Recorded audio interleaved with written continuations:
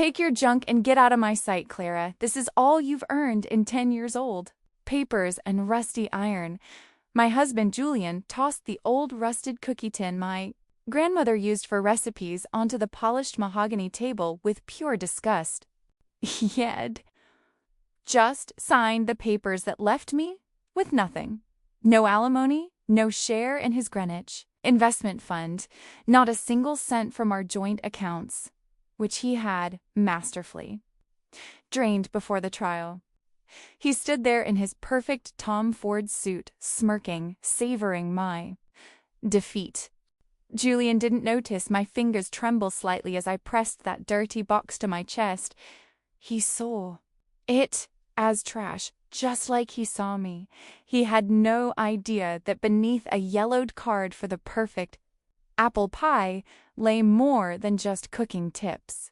Tucked away were bearer certificates and original stock shares in tech giants that my grandfather, a humble engineer, had bought with every paycheck back in the 70s.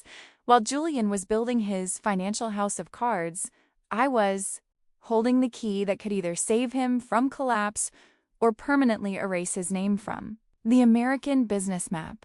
But to understand how a woman who spent 10 years patiently ironing his shirts and silently enduring his contempt ended up in a lawyer's office clutching a box of old junk, we have to go back 3 years. Back then, I still believed our marriage in Connecticut was a fortress, not a professionally engineered trap. 3 years ago, our life in Greenwich, Connecticut looked like a curated spread from Architectural Digest. We lived in a grand colonial-style estate with a lawn so perfect it was mowed 3 times a week by a landscaping crew that cost more than most people's annual salaries. I was the ideal corporate wife, always impeccably dressed in theory or Loro. Piana, a member of the local garden club and an organizer of charity galas. Julian loved to brag to his partners. At a dinner party we hosted for a group of hedge fund managers from Stamford, he raised his glass of $400, screaming eagle, and looked at me with what I thought was pride. "Clara is my secret weapon," he said to the table, his voice booming. "She handles the logistics of my life so I can handle the logistics of the market, eh? Man is only as strong as his foundation, right, Bill?" Bill, a shark in a pinstriped suit, nodded. "You're a lucky man, Julian. Most wives would be complaining about the late hours. Clara, just make sure the steak is medium rare." I smiled, though I felt a slight chill. "It's a partnership, Bill," I said softly. Julian chuckled, a patronizing sound that didn't reach his eyes. "Let's not get ahead of ourselves, honey. You handle the curtains and the menu. I'll handle the Series A rounds. Everyone play to their strengths, right?" After the guest left, as I was helping him with his cufflinks, I tried to mention a strategy I'd read about regarding ESG investing. Julian didn't even look at me. "Clara, please," he sighed, sounding exhausted. "You've been spending too much time reading my journals. Stick to the gala planning. The senator's wife expects a flawless seating chart, not a lecture on green energy. Your job is to be the beautiful, stable face of this family. Don't overthink it." I stood there in a massive walk-in closet surrounded by his $5,000 suits, feeling like a high-end piece of furniture, valuable but inanimate. I didn't realize then that he wasn't just being arrogant. He was actively training me to stay out of the way so I wouldn't notice the money moving to the Caymans. The cracks in my polished world didn't just appear. They shattered it wide open on a rainy Tuesday in October. Julian had called me from his office, his voice echoing with that fake, busy executive resonance. "Clara, I'm headed to Boston for the night. The Mass General Endowment Board is meeting early tomorrow, and I need to be at the Intercontinental by 10 tonight. Don't wait up." "Of course, Julian," I said, my voice steady. "Do you have your charcoal suit? The one I picked up from the dry cleaners yesterday." Yes, I've got it. I'll call you when I can." He hung up before I could say I loved him. I spent the evening alone in our 8,000 square foot tomb. Around 9 p.m., I went into his home office, a room that smelled of expensive leather and $100 cigars to find a spare garage clicker. While rummaging through his desk, I saw his iPad Pro sitting on the charger. It chimed, a notification from our Ring security system at the Hamptons house popped up. Motion detected at pool deck. Thinking it might be a stray deer or a malfunctioning sensor common in the coastal winds, I unlocked the device. The password was our wedding anniversary. He hadn't even bothered to change it. I opened the app, expecting a grainy video of a raccoon. Instead, the high-definition night vision showed the heated pool glowing like an emerald. And there was Julian. He wasn't in Boston. He was at our private retreat in East Hampton, draped in a white robe, holding 2 flutes of champagne. A girl followed him into the frame. Lexi, a 24-year-old associate from his firm, who I had personally invited to our Christmas party last year. She looked at him with a mix of greed and adoration. "Are you sure we're safe here?" Lexi asked, her voice high and sharp through the tablets. Speakers. What if the commandment finds out? That was her nickname for me.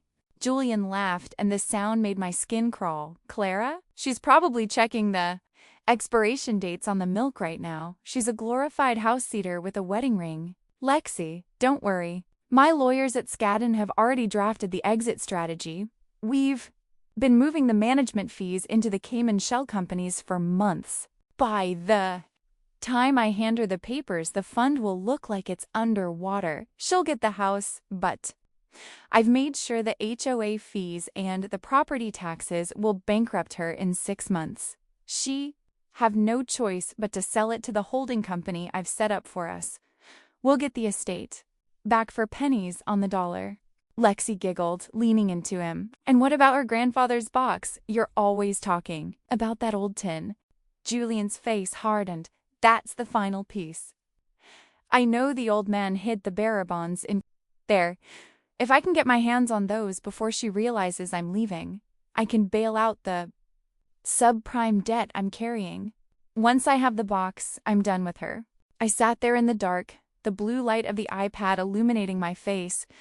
The betrayal was a physical weight, a pressure in my chest that made it hard to breathe. He wasn't just cheating, he was predatory. He had mapped out my financial execution with the same cold precision he used for a hostile takeover. I looked at the screen one last time. Julian was kissing her, whispering promises of a life built on the ashes of mine. I didn't cry. The tears felt like a luxury I could no longer afford. I reached into the back of the desk, found the garage clicker, and whispered to the empty room. "You want the box, Julian? You're going to get exactly what's inside." The next morning, I was the ghost of a perfect wife. When Julian returned from his Boston trip, I was in the kitchen, dressed in a Lululemon set, making a green smoothie. "How was the meeting?" I asked, my back to him as I pulsed the blender. "Tedious," he lied, dropping his briefcase on the marble island. "The board is skittish. The market volatility is making everyone nervous. I might have to spend more time in the city this month." I turned around and smiled. It was the hardest thing I'd ever done. "Of course, darling. Your work comes first. Oh, by the way, I was cleaning out the attic and found that old tin of Grandma's recipes you were asking about. I put it on my nightstand." I saw the hunger in his eyes, a predatory flash he couldn't hide. "Really? I'd love to see it. It's a nice piece of family history." "I'll show it to you tonight," I said, pouring him a glass of water. "But Julian, I've been thinking, with the market being so crazy, maybe we should review our post-nuptial agreement, just to make sure we're both protected?" I saw something on Sue's Orman about asset protection. He chuckled, that familiar, condescending sound. He walked over and patted my cheek. "Clara, leave the finances to the professionals. You worry about the guest list for the Museum of Modern Art benefit. I've got everything under control. You're protected, I promise." Protected. The word felt like a slap. Later that day, I didn't go to the garden club. I drove an hour north to Hartford to a limestone building that looked like it had been carved out of the 19th century. I sat in the office of Arthur Elworth, a man whose family had practiced law in Connecticut since the Revolutionary War. "Clara," Arthur said, his voice like gravel. "It's been a long time. Your grandfather spoke of you often before he passed. He always said you had his iron spine, even if you hid it under silk." I placed the recipe box on his desk. Julian is trying to bankrupt me. He's hiding assets in the Caymans and planning to leave me with a house I can't afford. He thinks this box contains the bonds that will save his fund. Arthur pulled out a set of old, yellowed ledgers. "Your grandfather, Silas, didn't trust banks, and he certainly didn't trust men like Julian. He bought bearer certificates for a small company called Fairchild Semiconductor in the late 60s. He never registered them in a digital system. They are bearer instruments. Whoever holds them owns them." "How much are they worth?" I asked. Arthur did some quick calculations on a legal pad. With the splits, the dividends, and the acquisitions, including the voting rights they carry in the parent company that now dominates the AI chip market. We aren't talking about millions, Clara. We're talking about a seat at the table of one of the largest conglomerates in the world. But he held up a finger. "If Julian finds out during a standard divorce proceeding, he will argue they are commingled assets. He will say you used his investment advice to manage them. He will take half." "I don't want to give him half," I said, my voice dropping an octave. "I want him to sign a document that says he has no claim to them before he even knows they exist." Arthur smiled, a thin, dangerous line.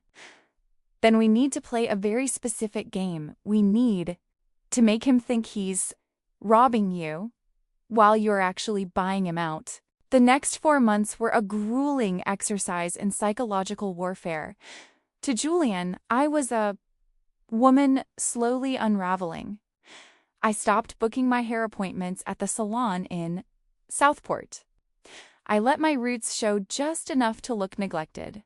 I started forgetting to pick up his dry cleaning and left the house in mismatched loungewear. I wanted him to see a woman who had lost her spark, a woman he could easily discard without a second thought. I met Arthur Elworth in a nondescript diner in Westchester to avoid any of Julian's associates. He handed me a thick stack of documents. "We've established the Wyoming Statutory Trust," Arthur whispered, sliding the folder across the Formica table. "It's called Apex Holdings. On paper, it's owned by a series of shell corporations in Nevada and the Cook Islands. There is no link to your name, Clara. Your grandfather's shares have been moved there as a premarital inheritance. But here's the knife. I've been tracking Julian's fund, Vanguard Peak. He's leveraged to the hilt in commercial real estate debt that's about to go belly up." "How much time does he have?" I asked, stirring my black coffee. "Not much. He needs a massive infusion of capital, a bridge loan to keep the doors open. But no bank will touch him if he has a messy, contested divorce on his books. The key man clause in his contracts means if his personal life is a disaster, the investors can pull their money. He needs you gone, and he needs it to be clean so he can present a stable face to the lenders at Goldman." "And the box?" Arthur chuckled. "He's obsessed with it. My contact at his firm says he's been looking for a private appraiser for historical financial instruments. He thinks that tin is his get-out-of-jail-free card." I returned to Greenwich and found Julian in his study, nursing a glass of Macallan 25. He looked stressed, his tie loosened, his eyes red-rimmed from staring at Bloomberg terminals. "Julian," I said, my voice trembling slightly for effect, "I can't do this anymore. I know about Lexi. I know about the house in the Hamptons." He didn't even look surprised. He just sighed, a sound of pure boredom. I wondered when. "You'd figure it out, Clara. Honestly, I'm relieved. This happy home charade was getting exhausting." "I want a divorce," I said, clutching my sweater. "But I'm scared. I don't have anything. I haven't worked in a decade. How am I supposed to live? He stood up, walking toward me with that false, predatory sympathy. Look, I'm not a monster. I've had my team at Davis's Polk draft a settlement. It's generous, considering the fund had a rough quarter. You'll get a cash payout of $20,000, enough to get an apartment in Jersey City, and you can keep your personal effects. And because I know it means so much to you, you keep your grandmother's recipe box. I won't even list it as an set. 20,000, I choked out. Julian, the property taxes on this house alone are more than that. Which is why I'm keeping the house, he snapped, his voice turning cold. You can't afford the heating bill, Clara. Be realistic. Sign the papers and I'll make sure the transition is quiet. If you fight me, I'll bring up your emotional instability and your spending habits. I'll make sure you leave with nothing but the clothes on your back. I need my lawyer to look at it, I said. You're a lawyer? You mean that dinosaur Elworth in Hartford? Fine, have him look, but tell him he has 48 hours. The offer expires on Friday. I took the papers to Arthur. We sat in his library, surrounded by leather-bound books. He fell for it, Arthur said, pointing to section 14.2. Mutual release of unknown assets. His lawyers added this to protect him because they're hiding the Cayman accounts. They want to make sure you can't come back for the offshore money if you ever find it. But the language is reciprocal. It says, both parties hereby waive any and all future claims to any property, assets, or interests now owned or hereafter discovered, regardless of when said assets were acquired or identified.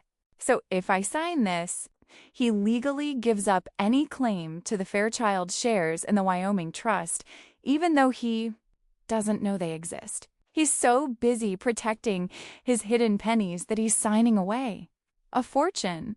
I went back to Julian's office on Friday. I looked broken. I wore no makeup, and my eyes were puffy from crying. Julian sat behind his desk, the king of his crumbling castle. Did the dinosaur approve? He asked, smirking.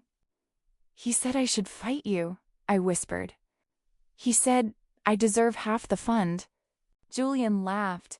Half of what, Clara? The fund is in debt. You'd be inheriting a nightmare. Just sign the papers, take the 20 grand, and go bake some pies with your grandmothers. Recipes? I picked up the pen. My hand shook not from fear, but from the sheer adrenaline of the trap. Closing, I signed my name. There, Julian said, snatching the document away. It's over. I've booked a car to take you to a motel in Stamford. You have 2 hours to pack your things. Leave the keys on the counter. I walked out of that office clutching the rusty tin box. As I stepped onto Park Avenue, the Manhattan wind biting at my face, I didn't feel like a victim. I felt like a ghost who had just been granted a new life. I hailed a cab and gave the driver an address in Midtown, not a motel, but a high-end wealth management firm where Arthur was waiting. Is it done? Arthur asked as I walked in. He signed it, I said, setting the box on the conference table. Now, let's talk about Apex. Trust buying Julian's debt. 1 month later, the air in Manhattan was crisp with the smell of early winter and expensive perfume. Julian had organized what he called a victory gala at his triplex penthouse on Central Park West. The occasion? The supposed merger between his fund, Vanguard, Peak, and a mysterious powerhouse called Apex Holdings. To the outside world, Julian was the comeback kid of Wall Street. To me, he was a man walking onto a gallows he had decorated himself. I wasn't at the party, of course. I was in a parked black SUV 3 blocks away, watching the live stream through a private link Arthur had provided. I saw Julian looking tanned and triumphant, holding a crystal flute of Dom Perignon. Lexi was draped over his arm, wearing a diamond choker that I knew had been purchased with the last of the fund's liquid assets. Ladies and gentlemen, Julian's voice boomed through the speakers. There were rumors that Vanguard was over-leveraged. There were whispers that we were vulnerable. But tonight, we proved the skeptics wrong. With the backing of Apex Holdings, we aren't just surviving. We are taking over the market. The crowd cheered. Julian leaned into the microphone, a smug grin on his face. I'd like to thank my legal team and, of course, my beautiful Lexi for keeping me focused during, let's call it a clunky transitional period in my personal life. Suddenly, the heavy double doors of the penthouse opened. Arthur Elworth walked in, flanked by two men in dark, understated suits. These weren't partygoers. They were federal marshals acting as observers for a private civil seizure. The music died down. The socialites of Manhattan parted like the Red Sea. Julian's smile faltered but didn't disappear. Arthur?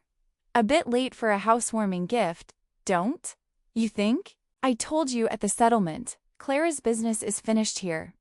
Arthur stepped onto the podium, ignoring the security guard who tried to intercept him. He placed a leather portfolio on the glass lectern. Julian, Arthur said, his voice amplified by the microphone Julian had just used. I'm not here on behalf of your ex-wife. I am here as the chief legal counsel for Apex Holdings. A murmur rippled through the room. Julian's brow furrowed. What are you talking about? My deal is with a board of directors in Wyoming. Exactly, Arthur replied calmly. And as of 4 p.m. today, Apex Holdings has exercised its right under Section 9 of the Debt Purchase Agreement. We didn't just invest in your fund, Julian. We bought your debt, all $400 million of it, from the secondary lenders you've been dodging for months. And because you misrepresented your liquidity during the due diligence phase, we are declaring a technical default. Julian's face went from tanned to a sickly, translucent gray. You can't do that. We have a grace period. Not for fraud, Arthur said, sliding a document across the lectern. You claimed the Silas legacy bearer bonds as part of your personal collateral during the loan application last week. You even provided a forged affidavit stating you had physical possession of them. But we know you don't have them, Julian, because we do. Julian's eyes darted around the room. He looked like a cornered animal. That's a lie, Clara. Has them? She stole them. According to the divorce decree you signed 30 days ago, Arthur continued, his voice echoing with a cold, rhythmic finality, you waived all rights to any assets held by Clara, including the contents of the recipe box you so graciously allowed her to keep. You swore, under penalty of perjury, that you had no claim to its contents. By trying to use those bonds as collateral for this merger, you've committed bank fraud on a federal level. The room went silent. Lexi slowly backed away from Julian, her hand going to the diamond choker. Who is it? Julian whispered, his voice cracking. Who is the head of Apex? Who did this? Arthur leaned in, speaking into the microphone so the entire room and I, in my car, could hear. The owner of Apex Holdings has only one instruction for you, Julian. She said to tell you that the house sitter is moving out and she's taking the foundation with her. You're under an emergency injunction. This penthouse, the fund's offices, and all offshore accounts linked to your name are now under the control of the receivership. You have 10 minutes to collect your personal effects. The marshals will escort you out. I watched Julian collapse into a chair, the same chair where he had sat to plan my ruin. He looked small. He looked old. I turned off the screen, signaled the driver, and said, "Let's go. I have a long drive to Maine." The fall of Julian Vance was not a quick affair. It was a slow, agonizing public dissection. Because he had lied to the Securities and Exchange Commission, SEC, and committed bank fraud to secure the Apex loan. His clean divorce settlement became his undoing. The IRS launched a full-scale audit of his Cayman accounts, and since he had signed a document stating he had no other assets. Every cent they found was flagged as unreported. Income and money laundering. I spent my first winter in Bar Harbor, Maine, watching the snow fall over the Atlantic. My phone would buzz occasionally with news updates. Vance Fund liquidated. Investors lose billions. Julian Vance faces 15 years for wire fraud. One evening my phone rang. It was an unknown number. I knew it was him. I picked up, but didn't speak. "Clara?" His voice was ragged, stripped of its usual bravado. "Clara, please. I'm staying in a Motel 6 in Newark." The lawyers took everything. Lexi. She testified against me to get immunity for the jewelry I gave her. I have nothing. I can't even afford a public defender who knows how to fight this. You have the bonds. You have the Wyoming Trust. Just give me enough to settle the tax lien. I'll go away. I'll never bother you again. I looked at a fireplace where a log was crackling. I thought about the night I saw him in the Hamptons, laughing about how I'd be bankrupt in 6 months. "Julian," I said, my voice as calm as the frozen sea outside. "Do you remember what you told me? That I should be realistic? That I should just go bake some pies? I took your advice. I'm baking a pie right now." "Clara, I'm your husband. 10 years. "No," I replied. "You were a man who mistook a foundation for a floorboard. You thought you could step on me forever and never fall. But foundations don't just hold things up, Julian. They can also shift. And when they do, the whole house comes down. Don't call this number again." I hung up and blocked him. A week later, Arthur called to tell me the Greenwich estate had been foreclosed. I bought it through a third-party corporation, not to live in it. I never wanted to breathe that stagnant air again, but to donate the land to a local conservancy. I wanted the temple of his success to become a public park where children could play and dogs could run. I wanted to turn his ego into oxygen. My life now is measured in seasons, not stock ticks. I own a small boutique florist and bakery called the Silver Tin.